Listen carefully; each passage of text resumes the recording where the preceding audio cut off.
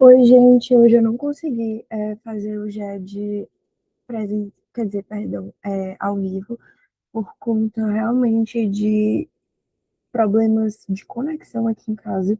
Inclusive, eu já estou tentando gravar esse GED, acho que pela milésima vez, por conta disso, e fica caindo, mas se Deus quiser, dessa vez vai dar certo.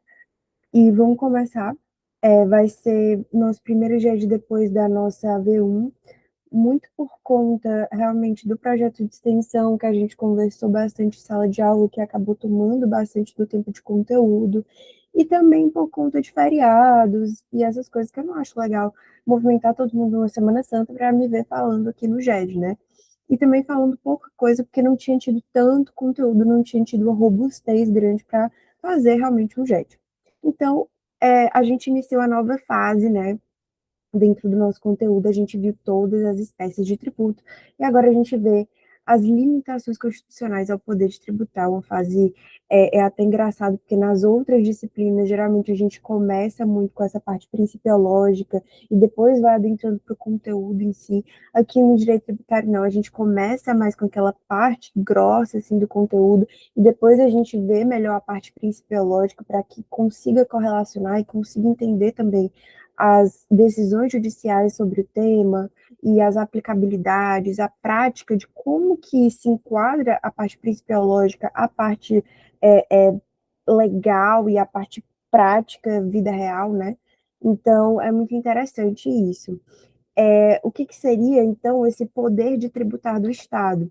Muitos autores optam por falar como se fosse um poder de império, mas essa nomenclatura, enfim, essa atribuição, ela é bem inadequada, principalmente pós-Constituição de 88, né? Porque um poder de império, ele é um poder que não tem limitações, ele é um poder onde não tem, como é que eu posso dizer? Ele é um poder muito absolutista, né? Nos passa muito essa ideia. E o poder de soberania do Estado, ele é um poder que, se a gente voltasse ali para as nossas propedêuticas, né, é o poder do nosso contrato social, né? Porque o nosso contrato social eu preciso ser de uma organização do Estado, eu preciso que haja um controle estatal, eu preciso que haja, enfim, um país soberano, uma nação, e que haja toda uma organização, uma constituição, que haja tudo que a gente estuda, né, realmente no direito, e para que isso aconteça, há claramente, né, algumas seções, né, algumas coisas que eu cedo, algumas liberdades que eu tenho que ceder para o Estado, para que ele possa organizar a vida, né, a sociedade de forma harmônica. E, para que isso aconteça, ele pode exercer essa soberania, essa compulsoriedade sobre a nossa vontade, ao contrário da parte privada do direito civil, onde há uma anuência, uma contratação para que eu possa pagar um valor. Aqui no direito tributário, não. A gente já conversou muito sobre ser uma coisa compulsória, uma coisa obrigatória. Eu não escolho se eu vou ou não pagar um tributo. Se eu realizo o fato gerador, eu vou pagar o tributo. Porque isso faz parte da soberania do Estado para que ele possa se manter, né? No entanto, esse poder claramente não é absoluto, estamos num Estado democrático de direito. Então, a Constituição Federal de 88 ela estabelece uma série de limitações para proteger o contribuinte contra abusos e garantir essa segurança jurídica, certo? E essas limitações, inclusive muitas consideradas cláusulas pétreas, tá? Funcionam como um mecanismo garantidor e de proteção ao cidadão, ok?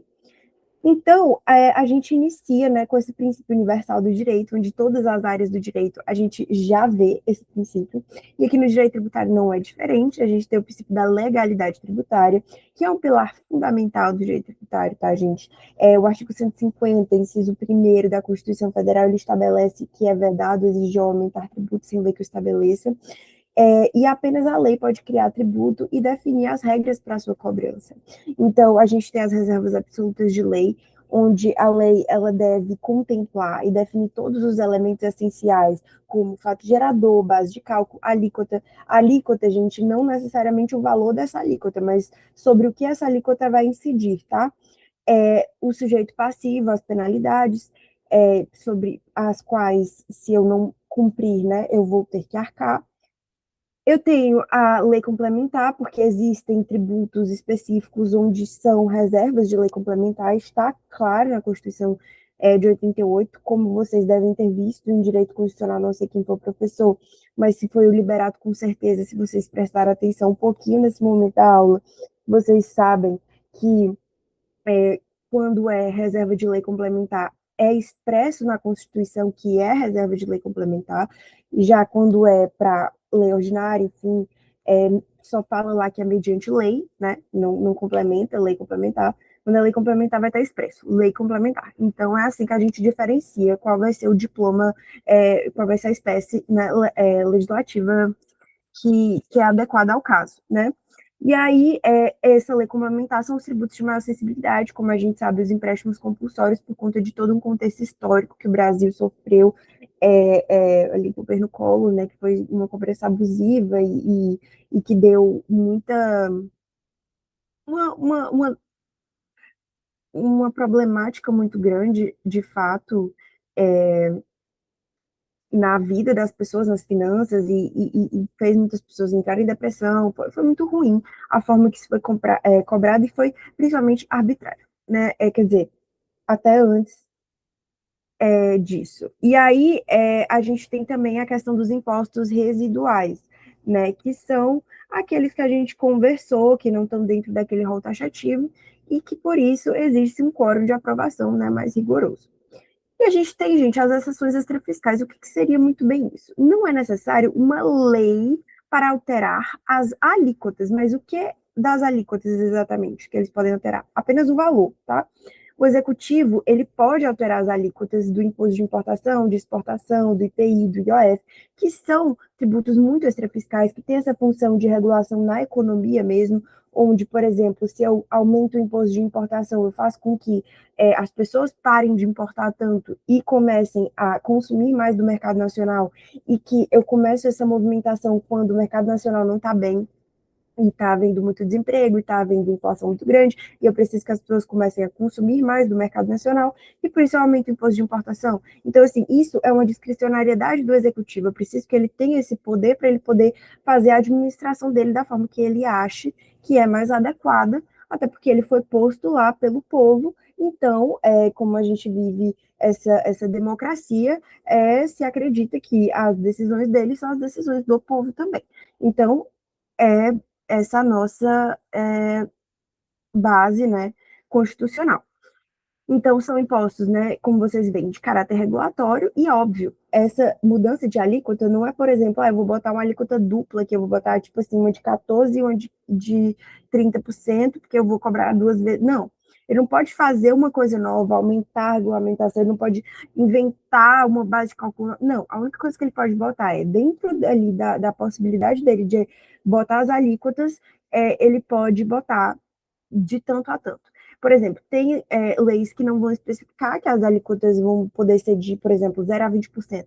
Não vai ter específico, vai ficar aberto, né, em aberto, e aí fica a cargo do legislativo o quanto que ele vai colocar, mas, por exemplo, se tiver na lei especificado que ele pode só de 0 a 20% aquela alíquota, ele não pode botar 21%, porque está na lei de 0 a 20, entendeu? Esse é o poder dele, é muito limitado, é só essa mudança de valores. Geralmente, por exemplo, o imposto de exportação, como o Brasil é um país onde se exporta muito, e isso é um grande como é que eu posso dizer, pilar da nossa economia nacional, a gente tem a nossa alíquota de imposto de exportação muito sempre, quase sempre zerada. Então, se tiver uma situação calamitosa, onde, por exemplo, haja uma praga, alguma coisa nesse sentido, e eu preciso que fique mais barata a carne, ou alguma coisa nesse sentido, haja realmente uma escassez, ou alguma coisa assim, e eu não possa exportar, porque senão eu vou fazer com que as pessoas passem fome,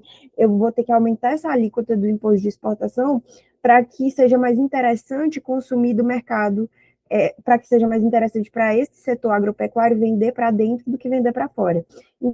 São essas mudanças que o executivo pode fazer. E para elas não precisa de lei, até porque ele vai se basear numa lei para fazer. Tem um decreto, né, que ele vai fazer, mas assim, não é uma lei.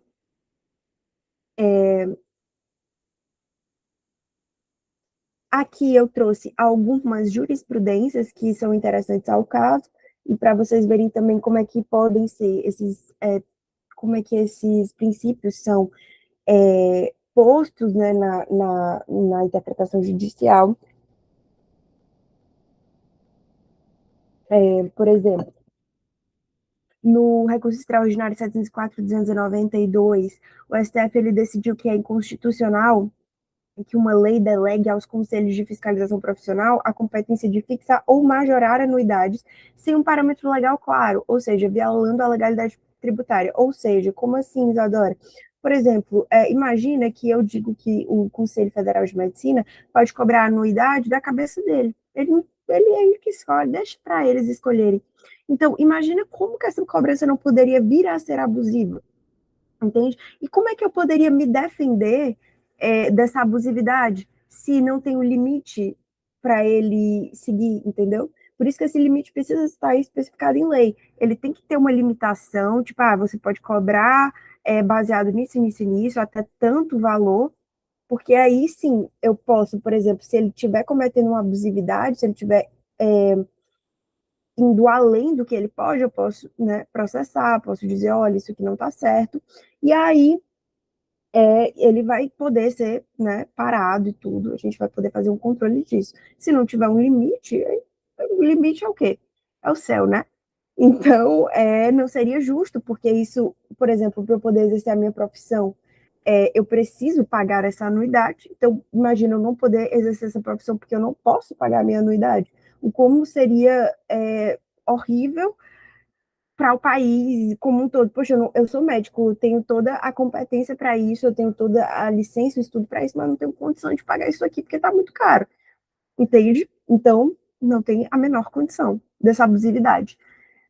É um exemplo. Aí, a ADI 2577, onde o executivo, ele afirma, né, que o executivo pode alterar as alíquotas do PIS e COFINS, que são aquelas contribuições especiais que incidem ali sobre o preço do combustível final que a gente conversou, sobre o álcool nessa questão, mas que deve respeitar sempre os limites legais, ter finalidade extrafiscal, ou seja, assim como toda decisão judicial, a gente tem que ter uma justificativa, essas decisões aqui de mudanças de alíquotas e tudo mais, tem que ter uma justificativa, tipo, olha, a economia nacional não está tão legal, então eu vou diminuir aqui essa alíquota porque eu preciso que as pessoas consumam o combustível, entendeu? Ou porque, tipo assim, não está tendo ônibus suficiente para todo mundo, ou até porque está caro para o próprio Estado manter a gasolina desse ônibus de tão caro que está, porque a tributação está muito alta. Então, assim, N fatores, tem que ter uma justificativa do porquê eu vou diminuir. Até porque, vamos entender, para onde vai esse tributo, essa receita desse tributo? Se eu for diminuir só pela minha cabeça e sem justificativa nenhuma, isso pode prejudicar, por exemplo, os projetos e as coisas que esse valor, né, mantém.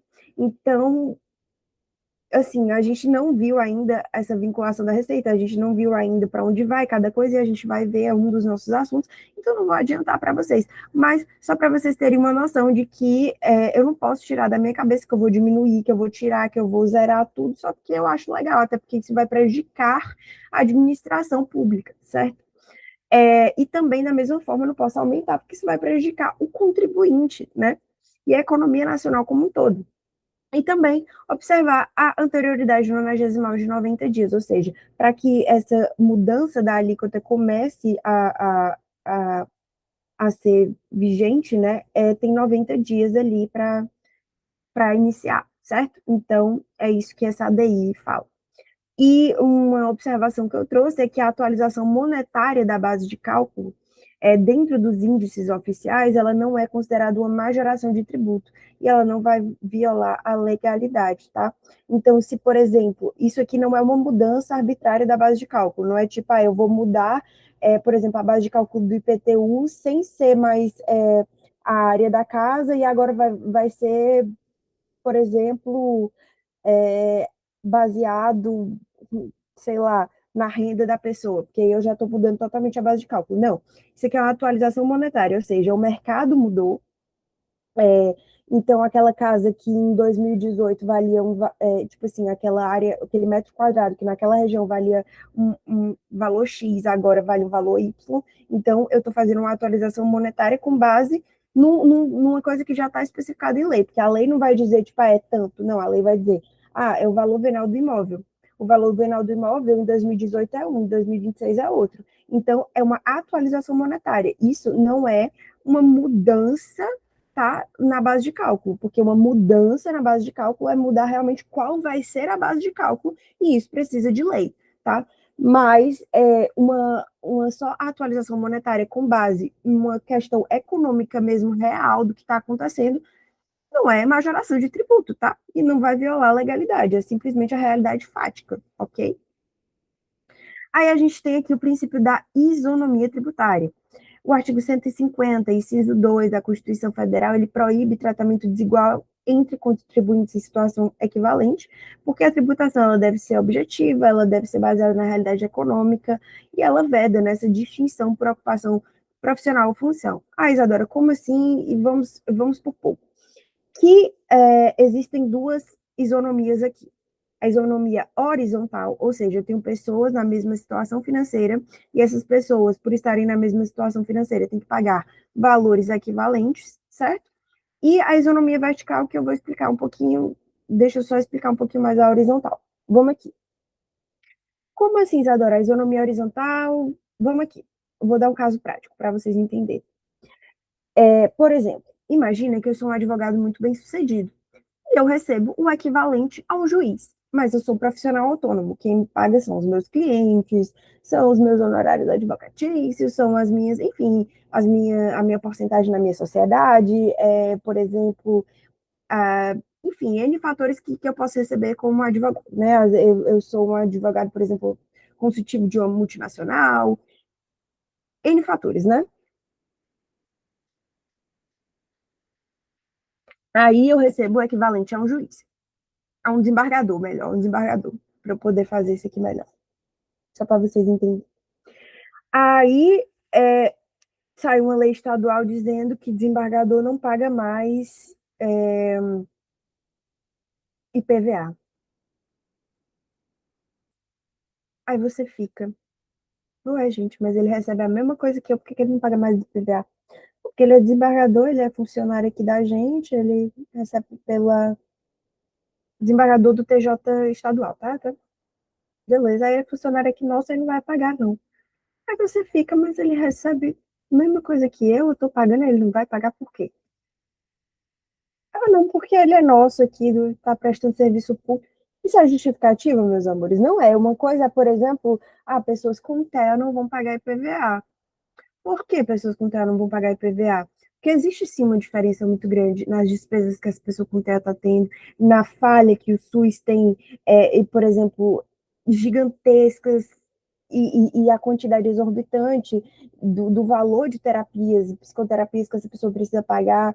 Enfim, é realmente uma questão equitativa, ok? Uma pessoa com doença terminal não vai pagar IPVA, por quê? Gente, ela tá com a doença terminal, o quanto que ela não paga só de medicação para se manter, assim, só aguentando aquela dor, porque doenças terminais geralmente são muito dolorosas. Só da medicação para ela aguentar ali mais um tempo, mesmo que seja ali aquele cuidado paliativo, é muito alto aquele valor, entendeu? Então, isso assim, é só uma compensação. Isso não mas um desembargador, só por ser desembargador, entendeu? Então, não tem a justificativa, totalmente diferente as situações. Precisa ter uma justificativa para você tirar essa cobrança da pessoa. E aqui não existe. Não só por ele ser um desembargador, entendeu?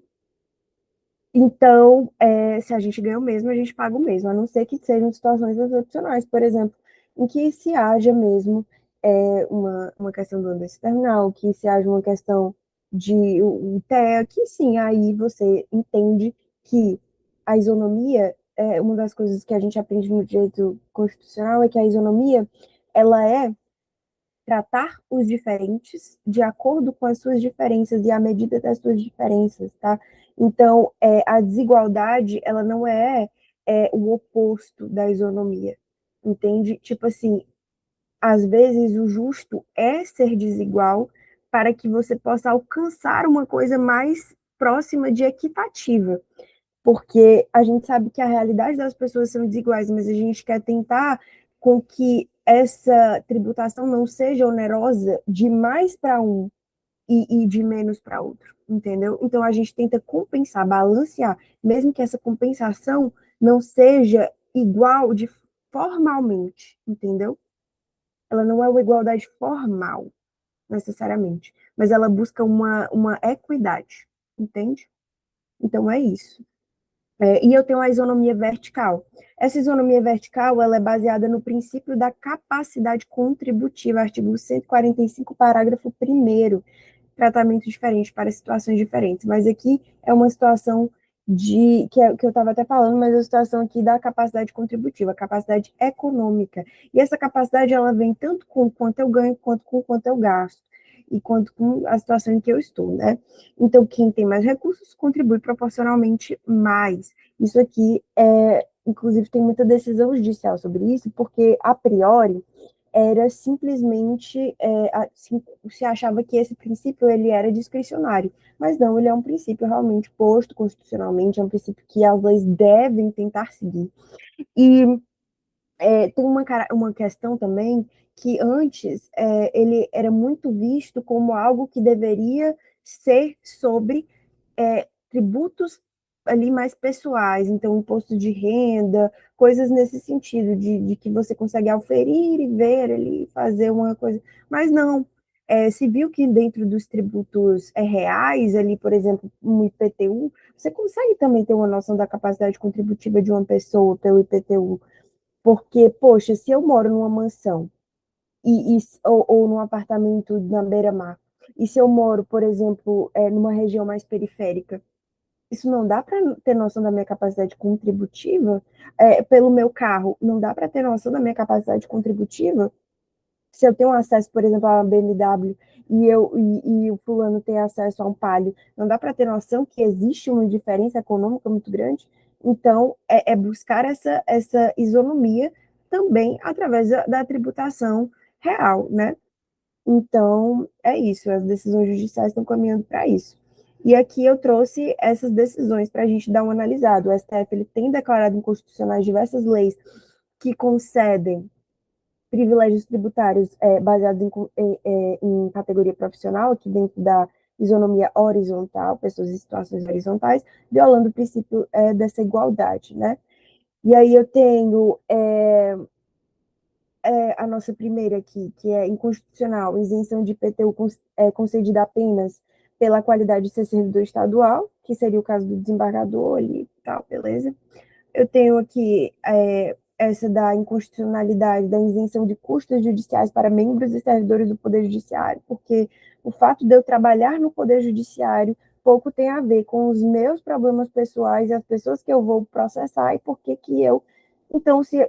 Entendeu? Tipo assim, não tem nada a ver, irmão. Se eu tenho capacidade de pagar aquilo ali, por que eu não vou pagar? Por que eu vou ter gratuidade da justiça se eu tenho dinheiro? E essa última, que é a inconstitucionalidade na isenção do ICMS nas compras de carros por oficiais de justiça, que inclusive o próprio Fernando falou disso em sala. Porque, gente, eu sei que eles têm que utilizar muito o veículo para ir deixar, né, a citação, a intimação, notificar as pessoas. Mas, cara, é uma coisa muito delicada você dizer para um oficial de justiça que ganha mais do que boa parte da população brasileira que ele vai ser isento do ICMS na compra de carros. Por quê, gente? Tipo assim, não faz sentido, né? Então, enfim, são essas coisinhas que a gente se depara sendo brasileiro. Aí aqui eu trouxe a capacidade contributiva e a progressividade, né?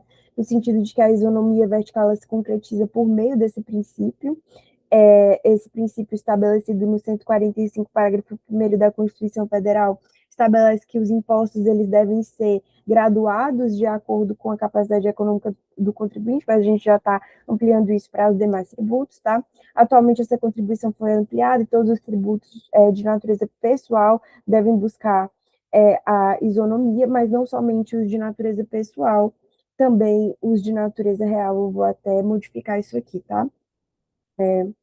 O recurso extraordinário em questão aqui do ITCMD, o STF, ele reconheceu a constitucionalidade da progressividade das alíquotas do imposto sobre herança e doação, respeitando a capacidade contributiva. É óbvio que eu tenho uma noção da sua capacidade contributiva sobre o quanto que está aquele valor, aquela universalidade ali daquela herança.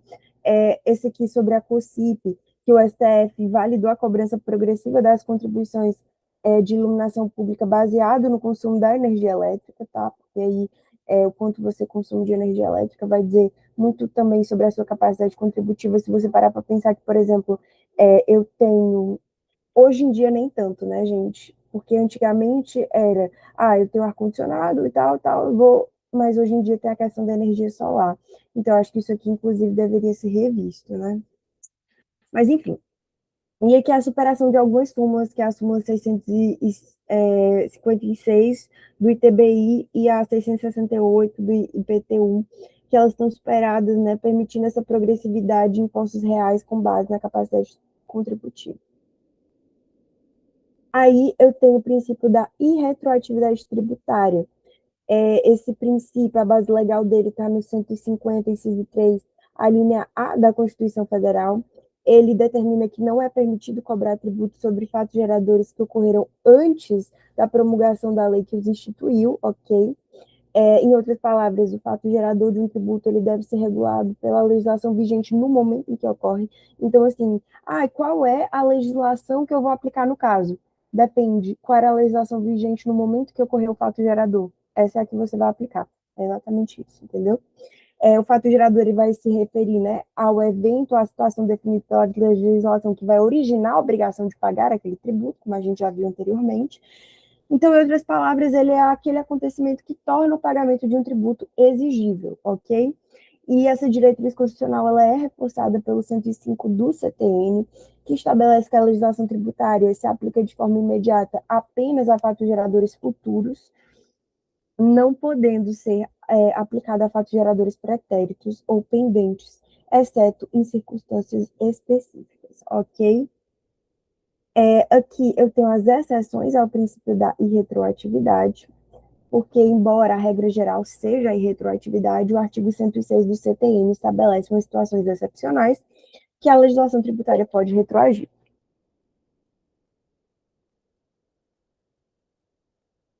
Quais são essas situações excepcionais? Leis meramente interpretativas. Se a nova lei ela esclarece o significado de uma legislação anterior, sem alterar o conteúdo, ela pode ser aplicada a eventos passados, ok? Mas não é permitido impor penalidades com base nessa interpretação. Por exemplo, tem uma lei ali tributária que estava muito ambígua, a gente não sabia muito bem a situação e tal, estava tendo uma, por exemplo, vamos supor que sai uma lei explicando, né, que o, deixa eu pensar, o imposto de transmissão sobre bens imóveis, o ITPI, ele, na verdade, o momento do fato gerador dele, que, tipo assim, o ITBI, a gente sabe pela lei que ele é pela transmissão da propriedade, e pelo direito civil a gente entende que a transmissão da propriedade de um bem imóvel quando está escriturado, mas ali tem interpretações judiciais que entendem que quando eu assino o contrato e tudo mais, não precisa estar escriturado para já vir no meu nome. Uma coisa nesse sentido. Então, imagina que essa lei nova, ela diz, a partir da assinatura do contrato, da quitação e tudo, a propriedade, ela já pode incidir o ITBI, né, que eu faço ali como é que eu posso dizer? Uma interpretação diferente jurídica daquele fato gerador. Nesse caso, e retroatividade. Então quer dizer que eu vou poder aplicar penalidades das pessoas que não pagaram porque essa lei, isso não estava esclarecido anteriormente? Não.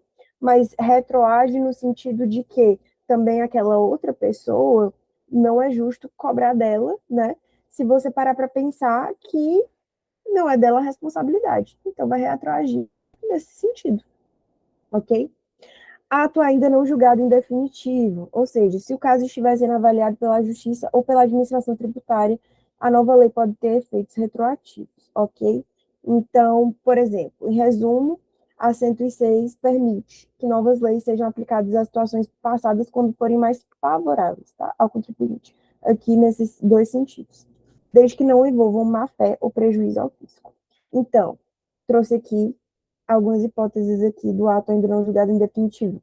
Se ela deixa de considerar o ato como infração, se ela deixa de exigir determinada conduta desde que não tenha havido fraude ou falta de pagamento, ou se a nova lei reduz a penalidade, ok? Nessas três situações eu posso retroagir, sim. Retroatividade benéfica para o contribuinte. E aí, de acordo com o 144 do CTN, o lançamento de tributos ele deve seguir a lei vigente na data do fato gerador, mesmo se realizado depois. Ou seja, isso aqui confunde muito, principalmente o pessoal de tributário 2. Se vocês ainda não estão em tributário 2, vocês já vão chegar sabendo em tributário 2. O lançamento, ele é como se fosse... Deixa eu explicar uma coisa aqui para vocês. Quando eu faço fato gerador, nasce uma coisa que eu chamo de obrigação tributária. Ou seja, a obrigação de pagar aquele tributo nasce com o fato gerador. Mas somente quando o tributo é lançado pelo fisco, tem várias hipóteses de lançamento, mas o lançamento é basicamente uma medida ali administrativa que vai conferir os valores, tudo tal, e me cobrar para vir o boleto. É só quando o tributo é lançado que ele é exigível, ou seja, que eu vou poder pagá-lo. E aí, às vezes, o lançamento só é para o ano seguinte, aquela coisa toda, e fica. Tá, mas aí vai ser a lei vigente na data do lançamento ou a lei vigente na data do fato gerador? Na data do fato gerador, ok? É isso. Então, eu trouxe o exemplo. Se uma empresa teve lucro em 21 de novembro de 2024, a legislação aplicada será de 2024, assegurando que o contribuinte não seja afetado por mudanças legais posteriores, reforçando a retroatividade, ok? E aqui, gente, para finalizar, eu trouxe aqui um esquemogramazinho dos nossos princípios, alguns, ai meu Deus, a gente ainda não viu, mas a gente tem da legalidade, que garante a segurança jurídica, a isonomia, que é essa justiça, essa igualdade, essa coisa toda, a retroatividade dessa segurança temporal, e a gente ainda vai ver, né, nos próximos dias, a vedação ao confisco e a anterioridade. E aí, esses princípios eles vão assegurar justamente que a tributação seja equitativa, previsível e não funcione como meio de opressão ou de destruição da propriedade e da livre iniciativa. E aí, gente, eu queria deixar claro que tá todo mundo presente, como eu não pude, né, dar o GED de forma ao vivo e tudo, claramente está todo mundo presente no GED. E é isso, galera. Eu vou até anotar aqui no chat, assim, todos presentes, data 11/4. É isso, gente. Beijos e qualquer dúvida, vocês sabem, pode falar comigo. Sobre o projeto de extensão, estou esperando só todo mundo mandar. Os grupos vou dar uma reforçada agora. E é isso. Grande beijo.